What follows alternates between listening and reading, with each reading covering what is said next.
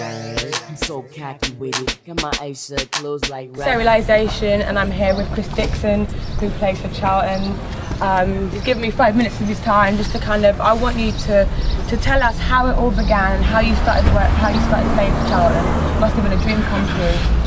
Yeah, I mean, it came out of the blue, to be fair.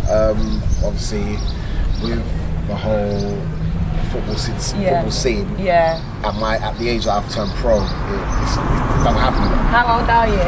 I was 22 at the time when I turned pro. I'm 24 now, and I mean, there was a bit of luck in there. Obviously, someone upstairs looking down on me. I guess. Is it luck or is it skill?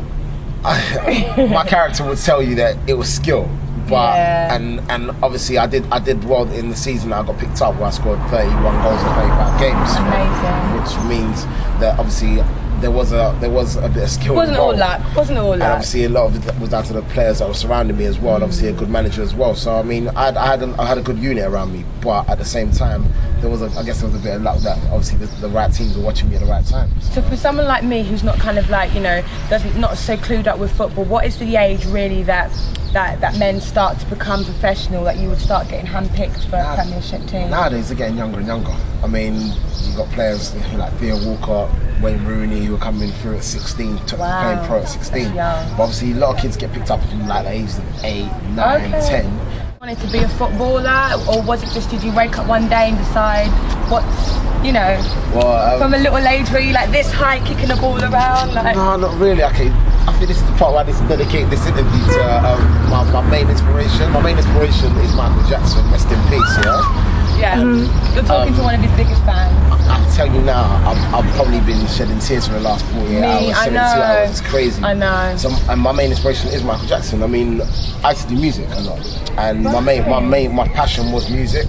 So the fact, but obviously at the same time, I liked football, and obviously I supported Liverpool because my dad, and I follow players like John Barnes and Ian Wright, the old school Andy players. Cole. Yeah. So football was always there for me. Been in your blood, football and music. Football was there. Football and music were always there. I mean, music was the forefront, but football was always there in regards to playing in primary school and just wanted to score goals. Yeah. The love I have is to want to score goals. The game itself, I enjoy it definitely, but I have a passion for scoring goals. I just wanted to achieve. And I guess that's in both genres, whether music or football. But do you think, I'm not a major football fan, but just when I do watch games, it doesn't seem how it was back then. You know, when you talk about the old players like John Barnes, even like Dennis Wise, it was so about the football, but now it seems to be about the glamour.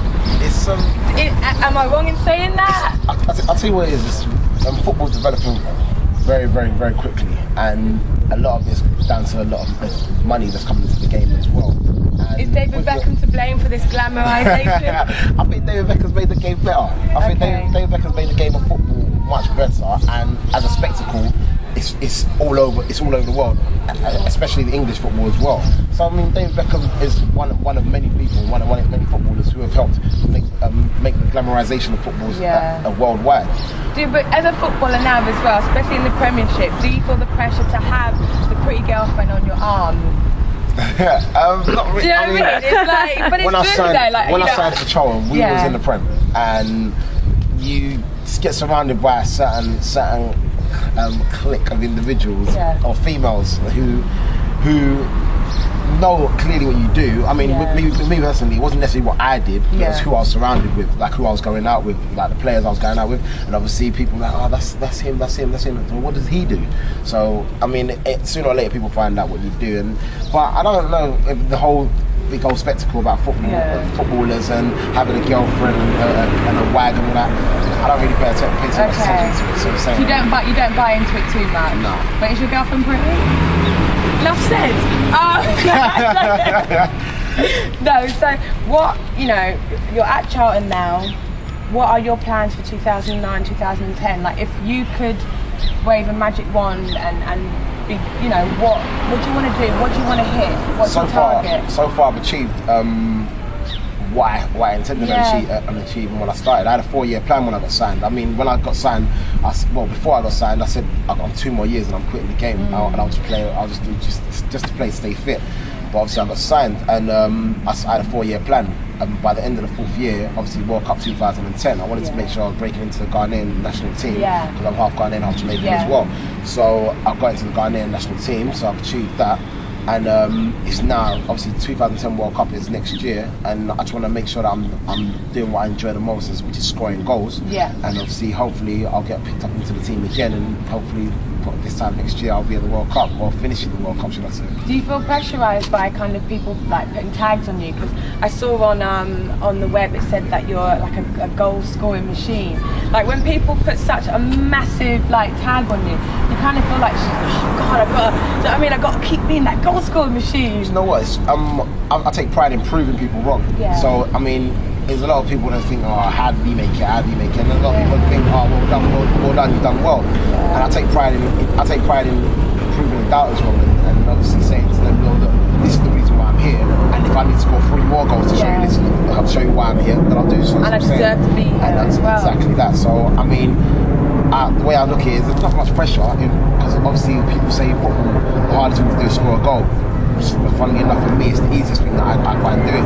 So I want to work on the rest of my game, and obviously develop other attributes to my game, and obviously hopefully I'll get to where I want to be, which is obviously back in the Premiership, and obviously playing for Ghana national squad. So when you say like football's kind of like the easiest thing to do, is it the politics that surrounds the whole game that makes it harder? Yeah, I mean, talking, and you get what you put in. You get out of it what you put in, and people talking, and there's a lot of politics behind the scenes that you'd want to go to a certain club, and then the club and the coach might decide, no, he doesn't want you to go there. Little things like that. But I mean, you've got to take it on the chin. Really, at the end of the day, it's a cutthroat business. So I'm saying there's a lot of players who are probably more developed than you, or started younger than myself. So a lot of people won't put me in the forefront of their ideas, or because I came into the game so late. So there's more I need to learn quicker. Whereas people who've gone from coaching when they were younger, they developed through the young stages, and now they've become what the coaches believe as a professional footballer, a proper professional footballer. Whereas I've come in late, so I'm not necessarily seen as a professional footballer. I'm seen as a non-league footballer who's given a chance. No, I don't think you're given a chance, and I think you're really inspirational for like so many boys that kind of think, oh, do you know what? I've turned 18, I've turned 20. There's no way I can make it. You are like living proof that, to be honest, it doesn't matter what age, as long as you're good, that you can do it. So for people watching now who are a bit late in the game, what would you say to them who want to be where you are now? I'd say perseverance is the key, without a shadow of a doubt. I mean, I persevered and I got to where I wanted to get to, and I'm still not at the top, but I'm going to get there without a shadow of a doubt. But believe in yourself, and like I said, persevere, and obviously you will reach your goals. I mean, there's nothing in this world that you can't do, and I think a lot of our predecessors have showed us that. So I'm saying, whether it be Barack Obama, whether it be Michael Jackson, whether it be even in the sporting industry. So I'm saying, from Ronaldinho to Ronaldo. I mean, there's players out there who can do it. Michael Essien is another one. So I mean, if you want to make it to the top, just believe in yourself and persevere, and I'm guaranteed you get there. Now, before you go, I can't, with the whole Michael Jackson dying, as you said before, I feel like I'm going to be mourning this man for a very, very long time. I can remember he was one of my first concerts. I went to see Thriller with my mum and dad.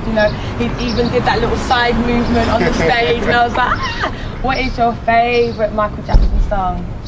And favourite video? Okay, favourite video, without a shadow of a doubt, is Smooth Criminal. Yeah. Without a doubt. Favourite song is a strange one, because I think my favourite song compliments me more, because and how I view life, and people who are kind of like in my business. I'm more of the kind of guy, look, leave me alone. Let me do me. So my favourite song is probably Leave Me Alone by Michael Jackson, and what it represented at the time as well. But I pray that he's up there looking down and knowing and blessing everyone else. Yeah, he's blessing giving everyone us so else, much love. At the end of the day, like he's given us so much. I'm saying he made a lot of people who are there today. I mean, he made music. That's how I look at it. He made music television where it is today, and we owe him a lot. And all the musicians out there, and obviously I'm sure you're going to be interviewing a lot of musicians out there. Make sure you big up Michael Jackson, I'm saying, because he made you who you are. R.I.P. Chris Dickson, Child and Athletic, thank you very much. Thank you very much. So cocky with it. Got my eyes shut, closed like Rocky hit it. Got your girl on my swag, she loving them jerking songs.